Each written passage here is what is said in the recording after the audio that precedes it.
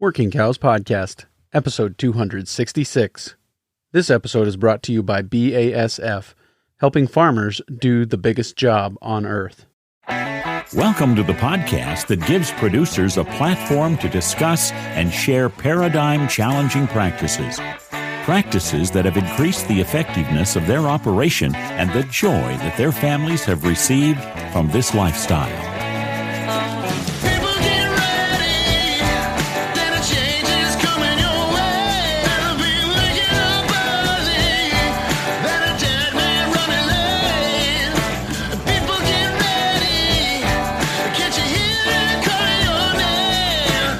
Howdy, everybody. This is Clay Conry, host of the Working Cows Podcast, powered by the Global Ag Network, and very excited to be joined today by Tom Krawiec. Tom is a rancher from Athabasca, Alberta, Canada. He's about 1,000 miles northwest of me here in western South Dakota, and has been having some good success and doing some exciting things there in Alberta. And so wanted to talk to him. He's been on my radar for a long time, but recently has released a book called Ranching Like a 12-Year-Old, and very good read, very practical insights, very paradigm-challenging insights, and I'm looking forward to talking to him about some of the ways that he thinks about the grass management side of things specifically today. He's a wealth of information and a wealth of knowledge and got a lot of data to back up his own practical experience and the statements and claims that he makes in his book. So I do also want to share with you some very cool content that Bob Havard has been capturing as he is on a trip through South America, visiting some herds in South America that are running some, I think in England they would call them native Angus cattle, some cattle that have been there and haven't been tampered with a lot, and running them at some pretty impressive scales. So stick around after the episode, and I will drop a couple of those in as well today and give you an opportunity to hear some of what Bob has been capturing. Tom, thanks for joining me today on the Working Cows Podcast. Very happy to be here. I'm glad that you got around to reading my book. Yeah. We had sat down once before, and I didn't realize I had the PDF copy of the book, and I was glad to be able to read it. So you are the author of a new book called Ranching Like a 12-Year-Old, and I really appreciate the concept and the title and kind of the way the whole book is written. And so I guess I just want to give you an opportunity to kind of share your idea behind the title and the concept of the book and how you approached it. Well, it's the title of the book just has came from my way of thinking, that I've been thinking about ranching like a 12-year-old at least 20 years. I've had that thought in my head, and I've talked to other people, and I said, well, you got to do it. Everything you do, ask yourself, can a 12-year-old do this? And it was because of I had a couple of teenage girls that came, just for a farm visit, and they loved it. And next thing I know, they're coming for the whole summer. I think they came 4 summers in a row, and we just had so much fun. They were just a blast. But I did realize that for them to actually do things on the ranch, I had to make it easy for them. And then everything that I did, everything that I built, every tool that I bought, the thought was, can Heather and Tiffany do this? Will they be able to lift this? And even today, 23 years later, I still ask myself, can a 12-year-old do this? Everything that I do, everything. And what I found was, if a 12-year-old can do it, an 80-year-old can do it. Like, I have a friend, we rented his place when we were custom grazing. We rented it for 3 years after his wife had died, and he just needed to get away. And so I set his place up the way that I set up our other rented land. And today, so he's 78 now. He's running 150 cows, about 180 cows by himself, less labor, enjoying it more than he did when he was in his 40s running 80 cows. Yeah. And he just stopped doing anything. I think I actually talk about him a little bit in the book. He stopped doing stuff that he didn't want to do. He goes away. His one daughter is a chiropractor in Bahrain, and he goes away for the winter, and he has his paddock set up for bale grazing. And his grandkids that still live around at the basket, once a week they go and open the gate. and he's off in this winter. Actually, he's going to Panama for the winter. And I think he actually might have left already because it's starting to get cold. So and it's just that thinking of everything you do. Ask yourself, can a 12-year-old do this? Yeah. And one thing I really appreciate that you talk about in the book is kind of, you went to an HRM course and you, heard about the benefits of, different species on the land and started incorporating those different species on the land, but then kind of realized, this isn't ranching like a 12-year-old. This is a lot of work. There was a lot of moving pieces and a lot of complexity and a lot of scheduling and all those things. So can you kind of talk about that experience? And that was in the lead up to, Tiffany and her friend coming right to the ranch. Before they came, you had all this complexity. And then after they came, you're like, we got to simplify this. Is that kind of how that worked? Pretty much so. We were only, I think they might have come the second year that we started. I'm not sure if I mentioned it in the book, but so we took holistic management in January of 2000, and that was before we started doing anything. And we were just like, oh yeah, we're gung ho, and we took a marketing course and blah blah blah, and it was just like, oh my gosh, now we have to start doing it. We had. We were grazing 200 turkeys, free range turkeys. We had the laying hens. We had a small flock of sheep.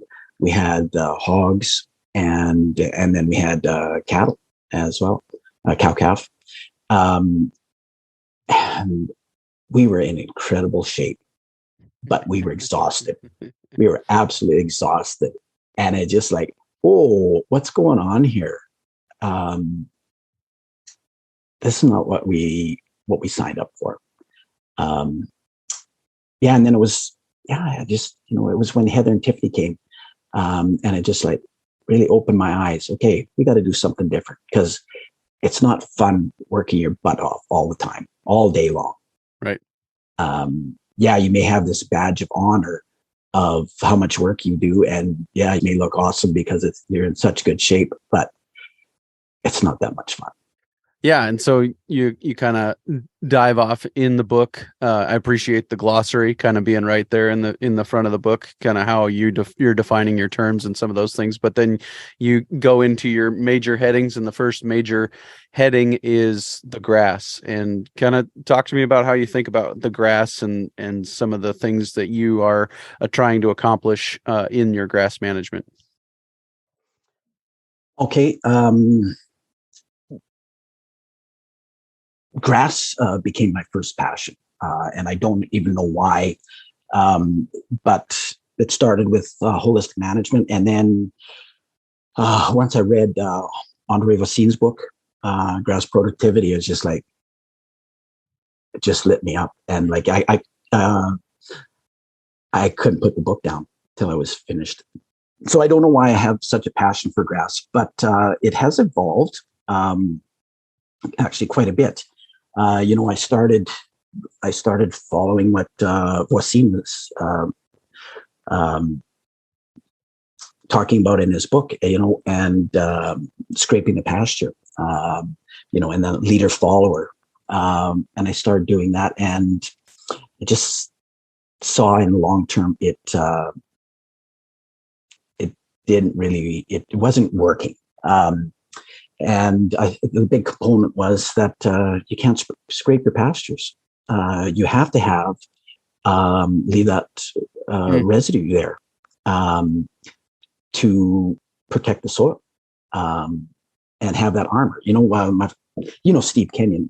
Yeah. Yeah. Steve and I are good friends, and we've been friends, I would say since 2000. And we live fairly close to each other. We've been on this journey, pretty much the same journey. And I love the way Steve talks about building a home. So, they need a roof over their head. Yep. They need food. And when I say that, I'm talking about the bugs in the soil. And that's where my mind really goes, is what we have in the soil. What is the healthy population of biology in the soil? Now, for me, I'm not a soil biologist. I'm not a scientist. So my metric is how much forage we're producing, and how much we're harvesting. I guess I was producing, but I really mean how much we harvest. Right. And that's my metric that I use, and it's stock days per acre. And, I have 23 years of data, and it has really shown me where I have made mistakes, and it has really got me to the point where I am now. I talk about the grass, and it all has to start there, because it's the economic driver. And if you skip those, the basic principles, and I talk about it in the book, more than once. I talk about the graze period and the recovery period. And to me, those are vital. And you have to get a handle on those two principles. You can't violate either one of them. The problem is, it takes about 3 years to get a handle on, to really understand, to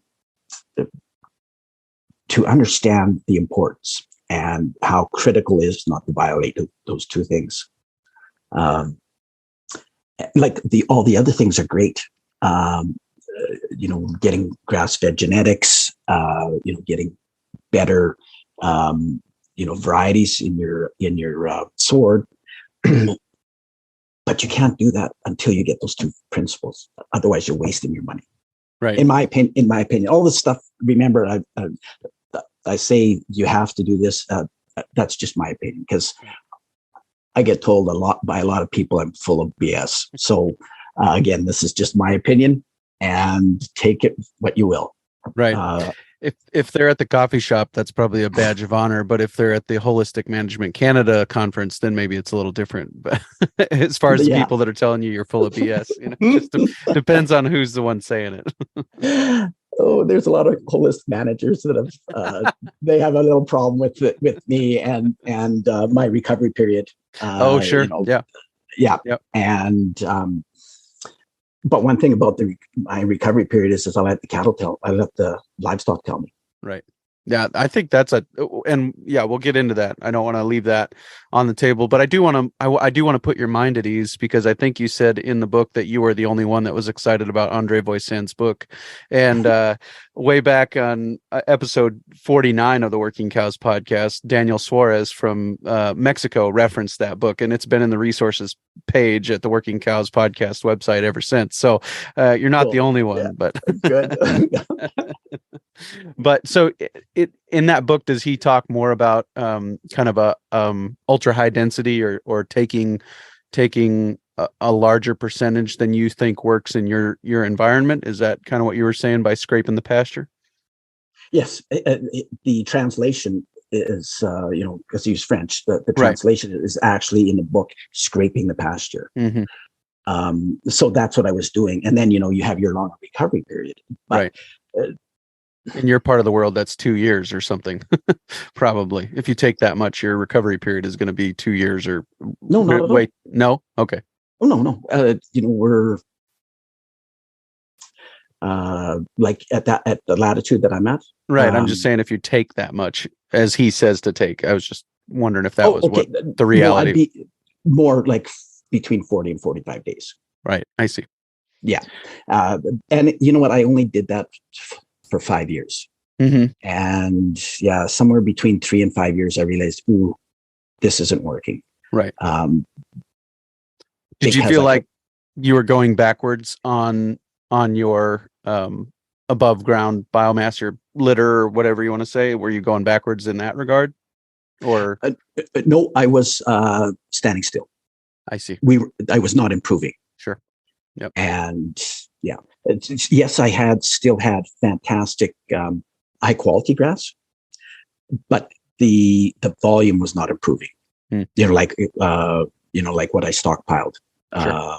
for late fall grazing, the volume was not improving, and I saw that like by year 3, and then I just thought, okay, well, something's missing here. Right. Yep. Yeah. And so you mentioned in the book how you go about determining your recovery period, and I think that's a great tool. Yeah, so just explain that. And do you think it's pretty universal that those cows will determine that recovery period for you eventually? I mean, when they're coming back and or graze period. Sorry, determining your graze period. Sorry, that's what I'm talking about. That tool that you mentioned for determining your graze period, as far as when the cows start to come back to that first day and pick through or graze again, regraze those areas again. Do you think that works pretty consistently? Have you seen it work in a lot of different environments? I've seen it every place that I've gone. Right. Yeah. And so I started out, I'm not sure if I talked about that in the book or not. I started out custom grazing, and then just a few things that happened. And then I ended up ranch managing, for the last, I think, kind of since 2015, 2016. And yeah, any environment that I've been in, it holds true. And yeah, like last year, it's just, I tested it again, just by accident, because I was looking after a research pasture, and we had amazing growth in the spring. We had good moisture. It was fantastic. And then, it stopped raining, and we had heat like I'd never seen before, like 6 weeks. All right. I better not say 6 weeks, 4 weeks of, extreme heat for our area. And, I ended up having to, I had a paddock at that research pasture that was mob grazing.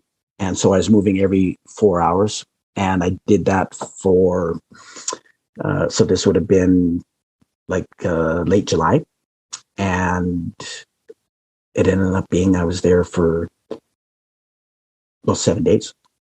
And day 6, the cattle went back and stayed in the first paddock. Whereas in the start of the season, day 3, they would have been, right. Or sorry, day 4, they would have been back in that first strip. Yeah. Can you kind of explain how it works and kind of do you do it consistently? Do you do it every year, or do you just kind of I know that this is where we're at and we're going to go with that for now, and if it looks different, then we'll adjust. Check it. Yeah, you bet. Because like I said, I have 23 years of data, and I've been watching that, and so now I just, if I'm unsure, I will check, but I have enough, I've seen enough that I have a pretty good idea at right. What, and I know that at our latitude, after that first week of August, things really slow down. Just the daylight hours, it's like a tipping point. It's about August 7th at our latitude. There's that tipping point, and then things slow right down. Mm-hmm. So then I know that, I have to adjust, just because I have done that enough times, where I've tested my graze period using that method. Yeah. And what is the method? Can you kind of walk through it? Well, I will try, Clay. The first time I did it, what I did was I had a paddock. It was, I figured about 5 days for that herd. I think there was about 250 pair in that group. And I figured they could last in that paddock for 5 days. And I was going to I gave them a strip every day. Okay. And now the thing is with the water, they had to come back to a solar water system. So they had to go down an alley. So first day they had their first strip. Okay. Second day they have their second strip, but they had to walk through the first strip to get back to the water. Day 3, they have a new strip, but they had to walk through paddock, the first and the 2 second days. strip. Mhm. Yep. And then day 4, they had to walk back to the water again, through 3, 2, and 1, down to the alley to the water. Well, when they did that, when they went for the water, they stopped in paddock 1. I said paddock 1, I meant strip 1. Right. Because there was enough grass, new growth there, that they could take another bite. Yep. And that's how you figure out, okay, so at least at this point in the year, we're dealing with a 3 or 4 day grace period, and we're wanting to be moving on from, or at least protecting that first strip by that time. That's right. And it's not just a 3 or 4 day. You cannot go more than 3 days. Right. And that's where I'm really adamant about those two principles, the grace period and the recovery period. Most people have a handle on, have a grasp on the recovery period, but they are lax on the grace period. So that 1 day, well, how much grass is getting injured? Right. Yep. Yeah. No, I'm with you. Okay. I think it's just a really practical tool. And I appreciate that. And like I said, the whole book is that way, as far as just real practical, and it's based on your experience and based on your data. And I think that's an important thing that we should talk about. And anytime I can give a tip of the hat to Troy Bishop, I'm happy to do it. As far as he's always the one to promote the use of a grazing spreadsheet or Yeah. yeah. So, Yeah. talk a little bit about that, the importance of graze planning and some of those things as far as your system and how you make use of it. I'm actually not sure what to say about that, Clay. I cannot manage grass without it. I don't know if is that what you're looking for? Well, I mean, I think it's such a basic thing. Right. Somebody with your level of experience and still saying, I can't manage grass without it. I think that a lot of people will, and I think you even talk about it in the book, will depend on the grazer's eye, so to speak, rather than just, using some of these other tools that maybe they think are too basic or whatever. They're too simple to work, or I'm more advanced than those tools are, or whatever. I think that sometimes people get those mentalities, but to hear guys like you and Steve and Troy and others talk about the importance of a grazing record spreadsheet, I think should challenge everybody and say, okay, these guys are still using it year in, year out. Obviously it's an important tool, is all I'm getting at, I guess. It is. And I don't understand why people aren't doing it. I've racked my brain trying to understand and trying to encourage people to use it. Because honestly, I could not manage the grass and get the results that I do without my grazing chart. And so, when I've ran, a fair number of cattle, for 20 some years. And, oftentimes I'll have like maybe 6 herds that I'm looking after. I can't keep that all in my head. And, I will spend once a week, I will spend probably 2 hours updating my grazing charts because there's always changes. And then, have you seen the aid memoir in holistic management? It's a little booklet. I don't know if they still do it, but I got this aid memoir, and I should actually get another one because I've used it so much the pages are falling apart. But it was developed. Napoleon Bonaparte developed that, with this campaign going across Europe, and because what he realized was that if one change happens here, it affects changes down the line. And so if you have, if you need to stockpile grass by, get grass clipped for stockpiling by August 7th, and you make some mistake, in middle of June, that's going to affect your timing, for getting that grass clipped. Well, that, 4 weeks in advance, maybe 5 weeks in advance, okay, so I gotta readjust. And that's why I spend, like I said, I consistently spend at least 2 hours a week updating grazing charts. Yeah, some working on the business. Yeah, you bet. Yeah. And it's just I could not get the fall and winter grazing that I have been getting consistently without my grazing chart. Right. Well, and it's not just quality either or quantity. Sorry, not just quantity of fall and winter grazing. It's also quality, right? That I always look at that as we talk about first and second cutting hay. Like second cutting hay is better than first cutting hay.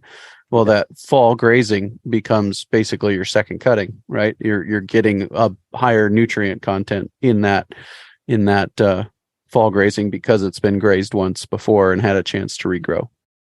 A lot of times it'll be twice. It's right. Grazed twice. Yeah. Right. And yeah, I remember when we were keeping cattle over the winter, I bought a lot of hay, probably, I don't know, maybe 3,000 round bales. And I remember I tested it all and weighed it. And there was one old guy that I bought a bunch of hay from, and his test was fantastic. Excellent quality, maybe not dairy quality, but it was just below dairy quality feed. And I said, oh, this is, just amazing. And he said, well, I figure if you're going to make hay, you may as well make good hay. And that's how I feel about stockpiling. Why stockpile crap? Yeah, because then you're limited on what you can, what class of animal you can graze, and there's also, if they're eating poor quality feed, there's a lot of things that can go wrong. Like you have a blizzard, and the temperature plummets, and you got wind. Poor quality, they're going to lose condition on poor quality forage. Right. Whereas if it's high quality, it doesn't matter what they, what comes at them from Mother Nature. They can handle it. Yep. So you're 1,000 miles northwest of me, and you are saying that you are many times grazing twice, and that would be in the growing season, grazing twice through most of your paddocks in the growing season. Is that right?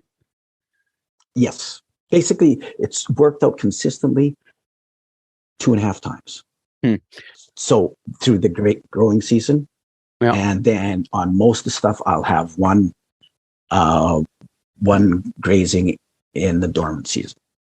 So Jim Garish's rule of thumb is 1 time per 10 inches of moisture. Where are you at on that? 10 inches of rainfall or moisture, because snow counts, I suppose. But you're above that, I'm guessing. One pass per 10 inches. So like here, I'm 16 inches. So I'm 1 pass over the whole place in the growing season. And then if it was healthy, I would hit 60% of it a second time. I don't know. And I'm not going to go there because the animals tell me. I see. The animals tell me how fast the grass is growing. I see. It just is. I think that it's an indication of effective management that you're able to go 2.5 times through there, and on, all things, whatever, taking into consideration the different years and different moistures and things like that. I'm just saying that seems like a good indication of things being done well, that you can get 2.5 times at your latitude, because around in my neighborhood, in my zip code, even the best managers, I wouldn't, or not the best, but it would be highly abnormal is what I'm trying to say, to get 2.5 times. Yeah. And you know what? I can't answer that. But how many of those managers are letting their animals, using their animals to tell them what their graze period is? Because that translates into the actual recovery period. Because it's very easy to go past. Here's something that happens. I hear lots of people, I didn't, it was too dry, and so I didn't get very good production, and they use that as a reason for why they didn't get good production. And then I start investigating. Oh, well, when did you start grazing? How long was your recovery period? And then I find out they let the grass get into stage 3. Mm-hmm. And my experience, again, going back to my grazing charts, my grazing records, the couple times that I let grass get into stage 3 and then I regrazed it, I got 50% regrowth to what I get if I keep it in the sweet spot. Yeah. And keep it vegetated. So, we look at it's difficult to really look at something and really see the reason of why something's happening when our vision gets clouded. Like in that case, our vision gets clouded by drought. Is it really the drought, or is it we let the grass get into stage 3 and it's done its job for the year? Right. Yeah. Yeah. I think that is it's a paradigm challenge for me. The grazing in the sweet spot, Well, Clay, I tell you what, I get a lot of pushback, and I know a lot of people. I know because they've told me right to my face, and that I'm out to lunch on my thinking, and that's fine. Again, I wrote the book and I wrote that section. This is what I do. Yeah. And I know what my production records and the amount of stockpile grass that I have and the quality of it. And this is how I do it. Right. But the animals aren't going home hungry. They aren't going home skinny. They're going home in great condition, and they have gained well throughout the season.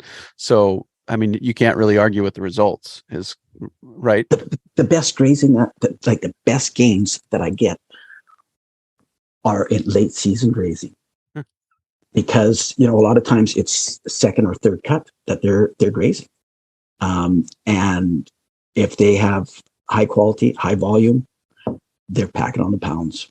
And I get giddy because I see them, they're just butterball fat and they're gaining, that's, like I said, that's their best gaining.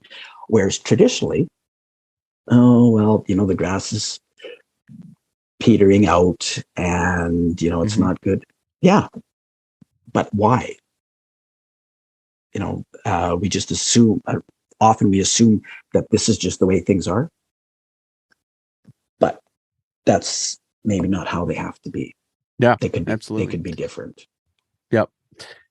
Okay, so we could move on, and we can if you want to. We probably should, because I ramble on. Like you probably passion in my voice. I get very excited about this because. Well, that's what we should be talking about is the stuff that makes you passionate.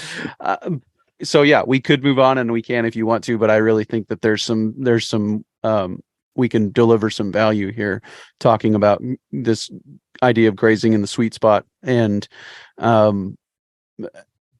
I guess so. What is the approach? How do you decide what your graze period is, what your recovery period is? We've talked about the graze period. How do you make sure that you're getting over all the acres while they're still in stage 2 before they go? Is it about starting early enough, getting started early enough so that you can get around everything while it's in stage 2, and clip it before it goes to stage 3? Is that kind of where most people you have seen kind of miss the boat by starting too late? Most definitely. You have to get out early. And, you had mentioned Jim Garish. I remember reading his book, MIG. I forget how many years, like a long time ago. And, he discussed it or explained it very well about, maybe you'll be out there too early and you'll make a mistake, but you were feeding before. So and you know what, honestly, Clay, in the last 23 years, I've done it 3 times. I've got out too early, but it was, it turned out very good that I did get out too early. So then what happened was, I realized after, about 10 days, the grass is not coming on like I thought it would. Go back to grazing, to feeding, for a week. But what happened was, again, this is my experience. Grass is trying to make seed reproduce itself by June 21st, the longest day of the year at this latitude. And if we have a cold, a cool spring where things aren't, really warming up and things aren't cranking, that grass, that forage still has that date in mind. So boy, once it warms up, it's just like comes on gangbusters, and it's just crazy how fast it grows. Again, this is in my experience. And so those times that I did get out too early, have to go back feeding.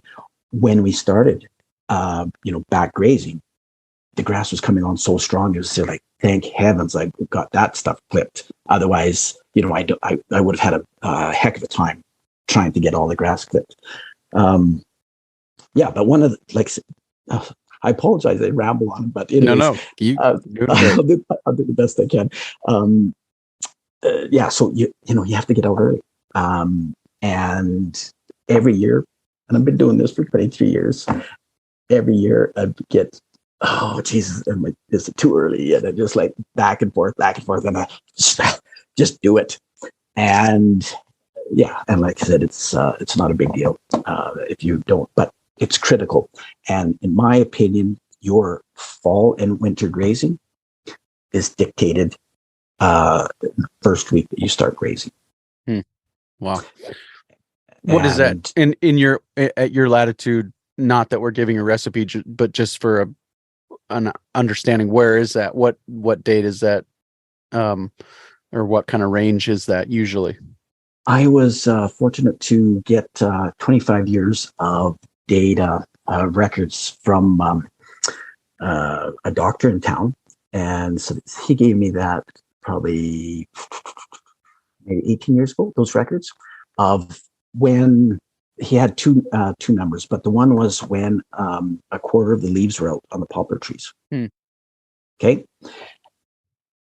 That range was from April 25th to May 25th in the 25 years.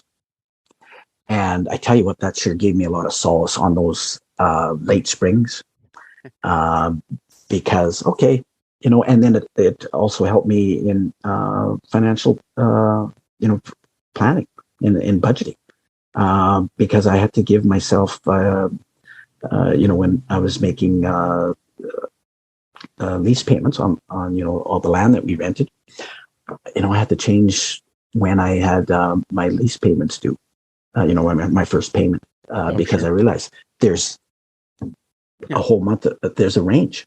Cattle aren't going to be here yet sometimes. Exactly. And then I go, ooh. I have to go make some bad, nasty phone, or not nasty phone calls. Some uncomfortable phone calls. Yeah, that's the word, uncomfortable phone calls. So, and then the other thing is, So getting out early and then get going, clip and go. And I think I mentioned that a couple times in the book, is just clip and go. Right. And bigger paddocks early in the spring, and moving them shorter periods of grazer periods kind of is how you cover more ground earlier and faster. You bet. Yeah. Right. Because the grass just needs to get clipped. Right. And I remember I had a flock. There must have been not a big flock, like there was 350 ewes in that, so I don't know, maybe between 500 and 700 altogether with the lambs. It's hard to count lambs when they're all over the place, but anyways, and I'm just, going and looking, wow, are they really doing anything? And then, boy, you get down on your hands and knees and you say, oh yeah, they're just taking a little tiny bite. And that's all that grass needs, is just that little tiny bite.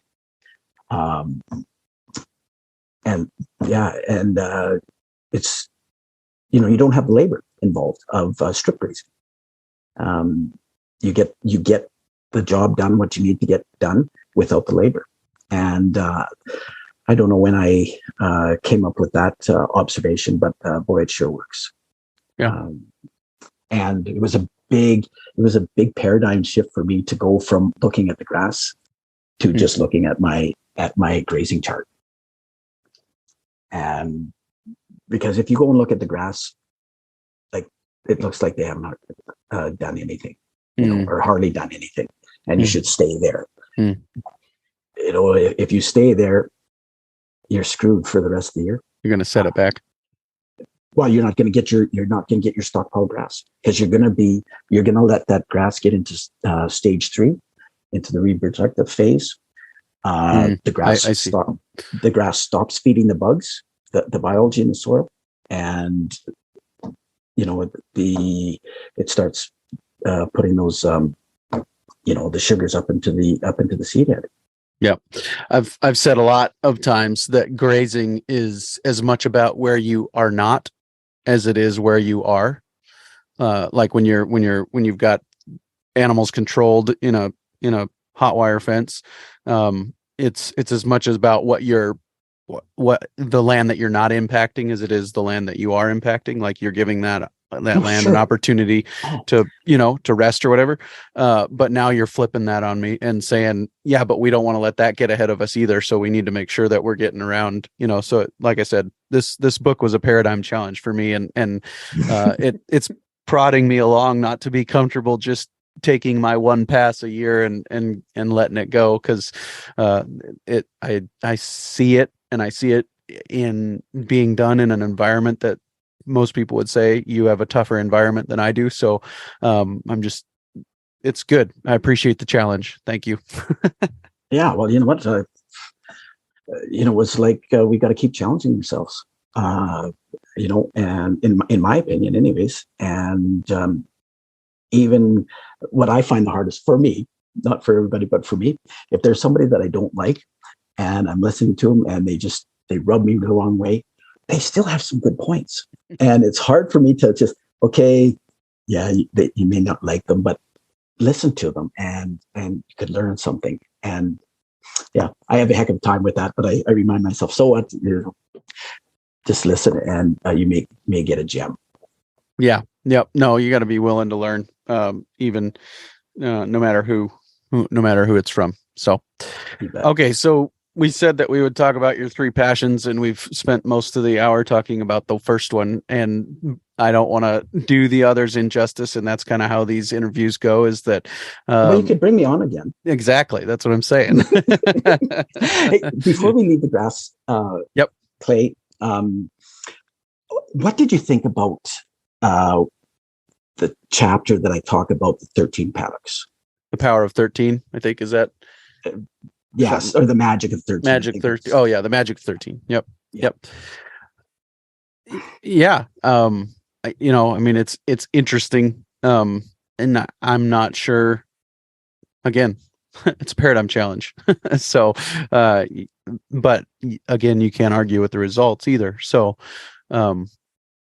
talk a little bit about that, I guess. Explain kind of your thinking behind it, and then we will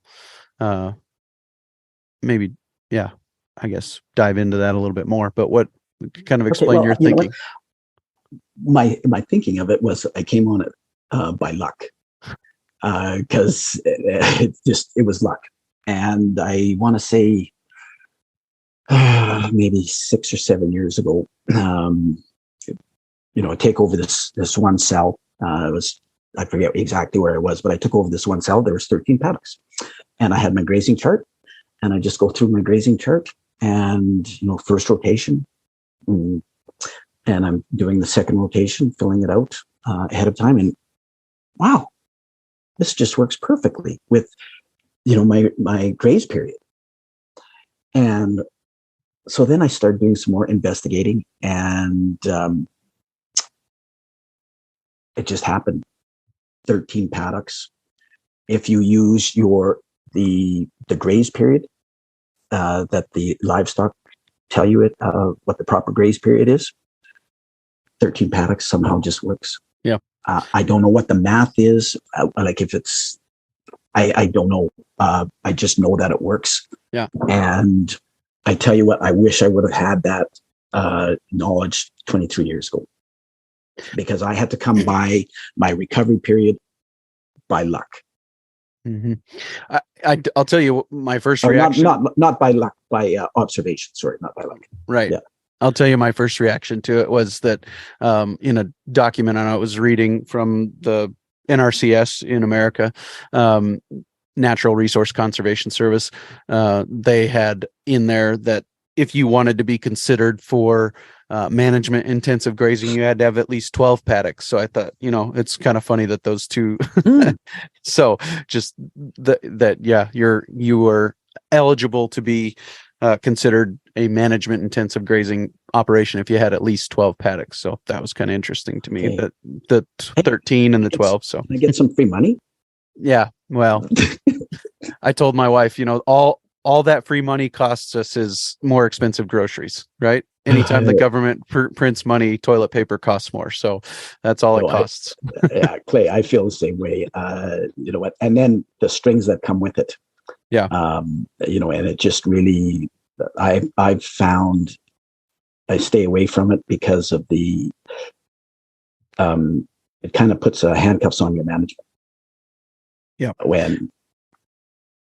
In my opinion. Anyways, we could. I think that it depends on your zip code. I think that some of your whatever they are, agents, representatives, some of them are going to be more hands-on, more involved, and some of them are going to be less hands-on and less involved. And if you have a more hands-on agent, that might not be a real positive thing. If they're trying to tell you when and where and how and why and all those things, it could be kind of that'd be a challenging relationship.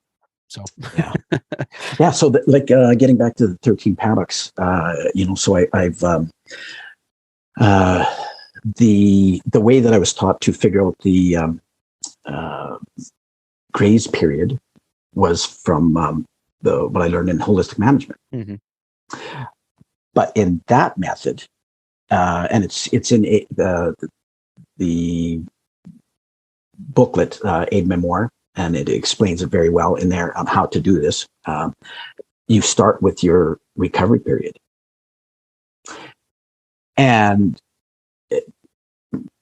now what I do is I start with my graze period and the 13 paddocks. And then I go and I use the Aid Memoir, because sometimes, not sometimes, you don't always have 13 paddocks, Right. A lot of times you'll have, I'm dealing with 18 or 20 paddocks, in one cell for one herd. But I cannot violate the recovery period. And if I don't use like the template of 13 paddocks, I will end up, my recovery period becomes too long. Because in that case, like with 13 paddocks, you could say, okay, 3 days in each paddock, 12 times 3, 36. There you go. 18 paddocks, you can't do it. Yeah. Right. Some paddocks, maybe 3 days, but other paddocks to maintain your recovery period to keep grassing the sweet spot. Some paddocks are going to be maybe grazed 1 day, and others too. So it's a little tricky, but like I said, I've had 7 years of trying out this, testing this thing that I just stumbled upon, and it works. I don't know how it works. I just know that it does. Those are good. I appreciate those nuggets when we find them in life. So, yeah, very good. Yeah, I guess I want to hear a little bit about, and maybe it's just a sample, give people a taste so that either we get you back on or they just go buy your book for themselves. Yeah, that's what they should do, is just go to simplyranching.ca and buy my book. Yeah. Talk to me a little bit about that. That's where we'll wrap up. Is that in the book you've got QR codes and people can, right while they're reading the book, scan the QR code, go to and it'll take you there, and you can find the video on the subject that's being discussed. Yeah. So that's pretty. I've never seen that before. So that was a new one. I'm pretty proud of it, and I'm pretty excited about it. Okay, I'm not a professional videographer. And if you watch the videos, you probably notice that. However, I'm really happy that I learned how to do it, and I got to put my videos together. And I love that my publisher suggested this idea with the QR code, and it just like, oh wow. I think it's pretty cool because then, apparently you read the book. Yep. And I assume that you watched a couple of videos anyways. It's right there. I explain it, talk about it in the book, and then you can go right to the video. I'm giving you a hard time. I'm just kidding. I know you read the book. Because you're a pastor, so why lie? Right? No, I read it cover to cover. Yeah. And I think it's pretty cool. And I have never seen it before. And I like it. So, like I said, it's very practical. The book is very practical, and that's just another example of how practical it is with the ability to just scan the QR code, go watch the video, dealing with the exact thing that you're reading. So if you're a visual learner, it can be helpful there to see it and some of those things. So, and you already gave us a website, simplyranching.ca. That'll be in the show notes page for today, workingcows.net/266, workingcows.net/266. And we will have a link up there to simplyranching.ca, and people can go there and get the book. And people can go there and buy once and then buy often. Yes. Buy early, buy often. Yes. Yeah, you give it to your friends. You should buy a couple to share with friends. There you go. Good. I like the way you talk. No, it was very good, and I appreciate the book, the work that went into it, and the effort that you put into it, and looking forward to hearing back from listeners who have read it as well and what they gleaned from it. So, no, that sounds great. With that, Tom, I think I will let you go, but I did want to, like I said, keep you around for about 10 more minutes. I want to talk to you a little bit about your dream mob of multi-species grazing and kind of what each one of those species is doing and how it works practically. So, sure. Sounds good. All right. Thanks for your time today, Tom. I enjoyed it. I could tell that you read my book. I appreciate it. As you can tell, Tom is a fun guy, enjoyable to talk to, and enjoyable to chat back and forth with, and really enjoyed that conversation. Looking forward to future conversations with him. We covered a portion of one chapter of his book. Obviously, there is a lot there and a lot to be gleaned from that book, and I'd encourage you to go out and get your copy. Simplyranching.ca is where you can go to get it, and the show notes page for today, workingcows.net/266, will be there for you as well.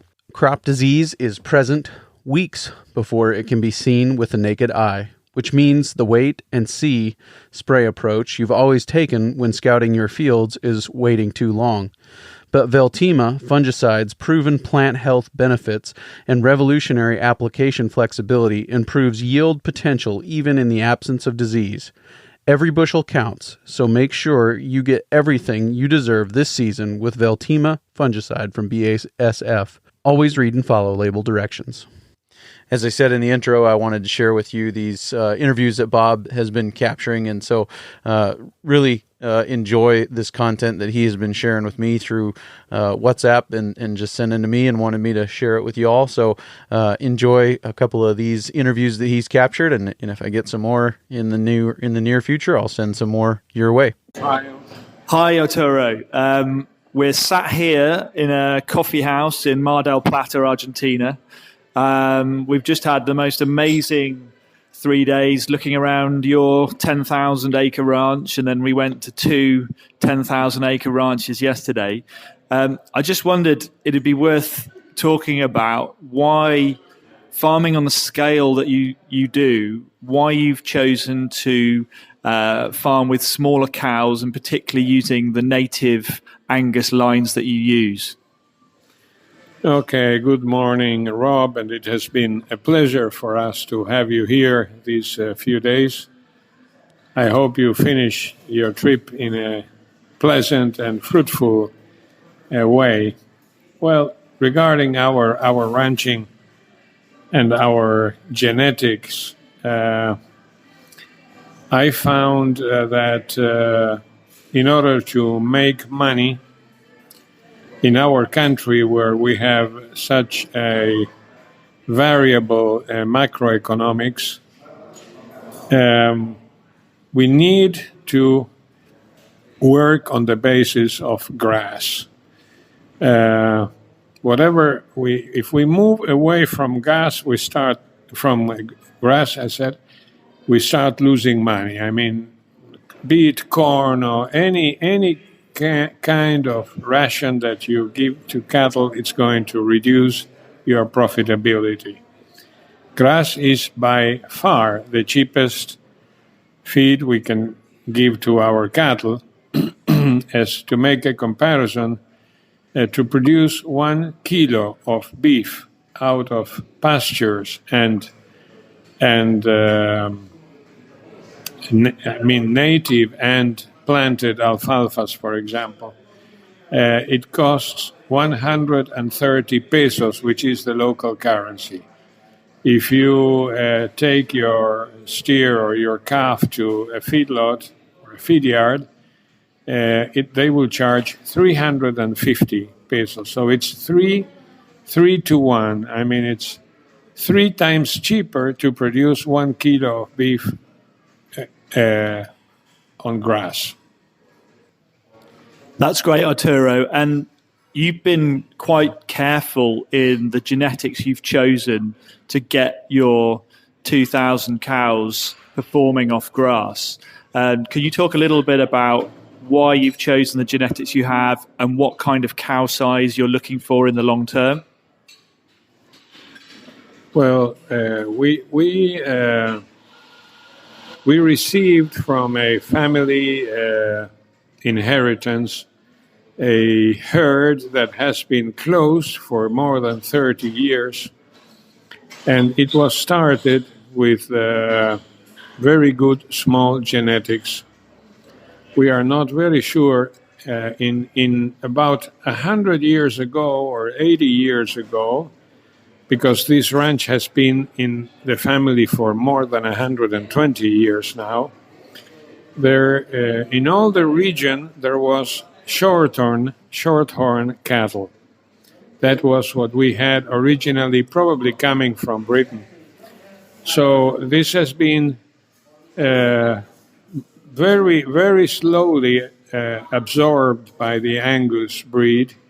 So we have a very small cow, which is pretty much related to a Scottish type of cattle, to the old type of Scottish cattle, not the modern Scottish. So I would say that The reason we want to have a small cow are economical, because our indicator of profitability is how many kilos we produce per hectare. That is, if we have small cows, we will need less feed or less grass.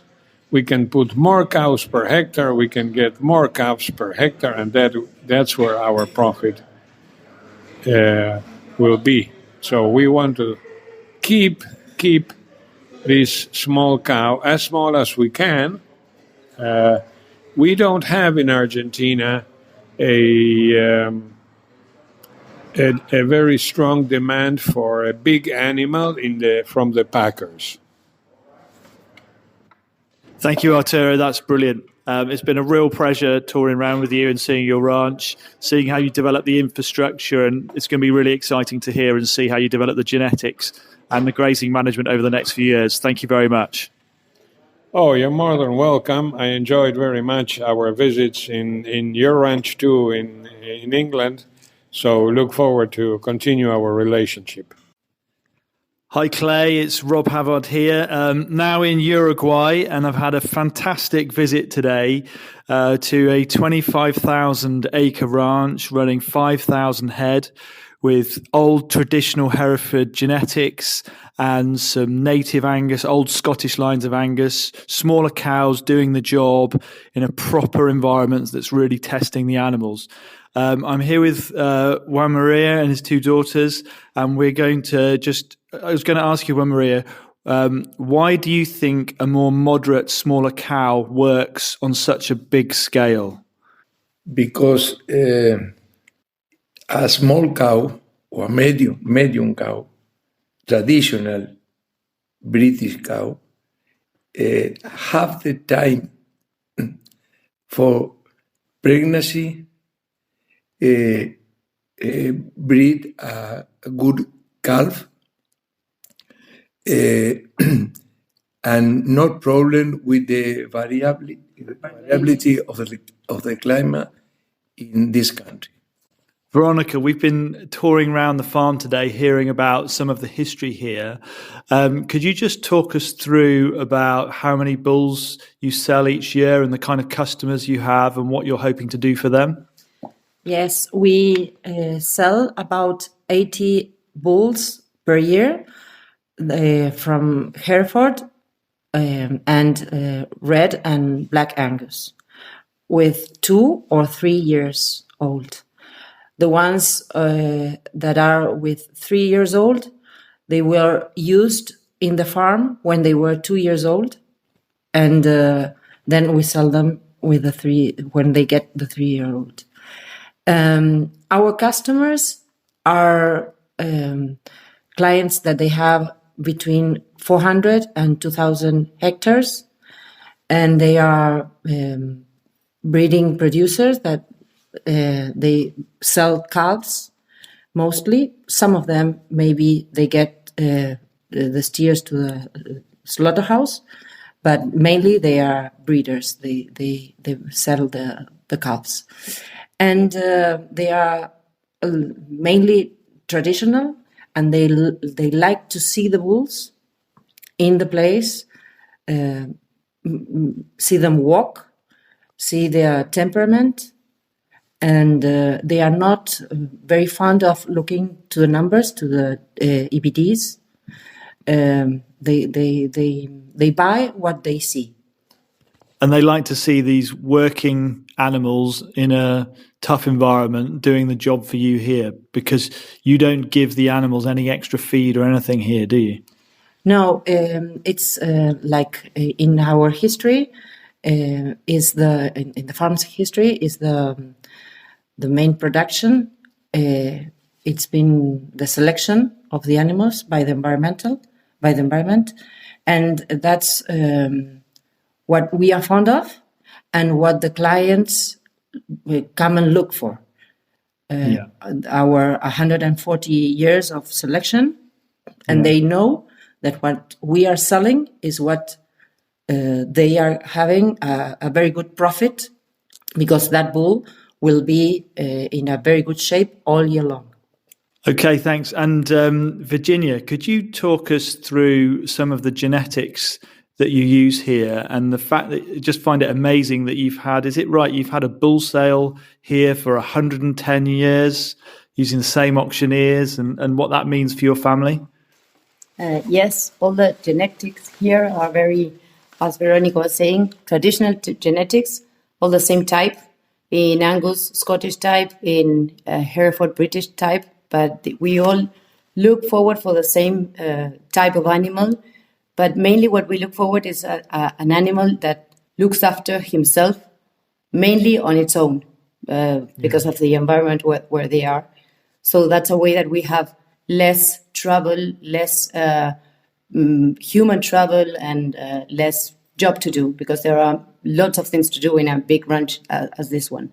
And that's why we look forward for that genetics, which is the same type as our ancestors were looking forward since 140 years ago. So that's why the shape of the animals, Hereford and Angus, it didn't change at all. So if you look for bulls 8 years ago, it's very similar to the ones that are currently now here in the ranch. Yeah, that was great to see the photographs you showed me earlier. So I got to see the pictures of these cows from the 1950s, from the 1960s and 70s and 80s. And what stood out was how these cows hadn't changed. These are still cows that are working in an environment. So why change something that works? You wouldn't want to change that.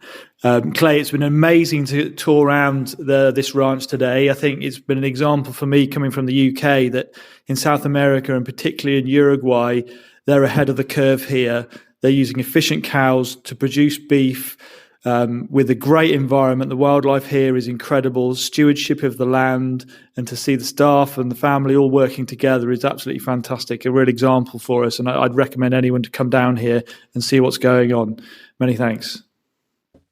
As I said in the outro to last week's episode, we'll be on an elk hunting trip next week, but I'm recording an episode early before I leave with Wally Olson, and he's got a webinar coming up that he is wanting to get the word out about, and that webinar will deal specifically with handling these market highs and setting yourself up to succeed throughout all of the different points that the market turns that the market takes. So we'll be talking to him about that and getting the word out about that webinar that he has coming up with his ranching.fyi venture that he is on with John Haskell and Cinnamon Linhart and some of those others out there. So you won't be able to find it at workingcows.net, but you will be able to find it at globalagnetwork.com. And you can scroll about halfway down, find featured this week, click on the Working Cows podcast logo, click on podcast episodes, and it should be right there posted and ready to go first thing Monday morning. But that's where you can head to find it. And as always, the best bet is to just subscribe in whatever podcast catcher you use, whether that's Apple Podcasts or Spotify or Google Podcasts or Stitcher or iHeartRadio, wherever it is you're listening to podcasts. If you're subscribed, it'll be there for you first thing when it releases. So go ahead and click that subscribe, follow button, whatever the name they're using this week is. It's always free, but go ahead and make use of that so that you won't miss an episode, even if it's not available at workingcows.net. So we'll see you again real soon with another episode of the Working Cows podcast. HPPD resistant weeds are on the rise and marching toward a field near you. But your cornfield doesn't need to be a battlefield. There's another way to defeat these weeds. Switch tactics with Verdict herbicide, powered by Kixor herbicide technology. As a non-HPPD corn pre-herbicide, it breaks resistance before the battle gets to your field. Help stop HPPD-resistant weeds with Verdict herbicide from BASF. Always read and follow label directions. We invite you to visit workingcows.net to subscribe to the show via iTunes or Stitcher. You'll also find detailed show notes pages, resources from our guests, and the industry leaders who have influenced them. For more ideas on putting your cows to work for you in a more profitable way, tune in next week.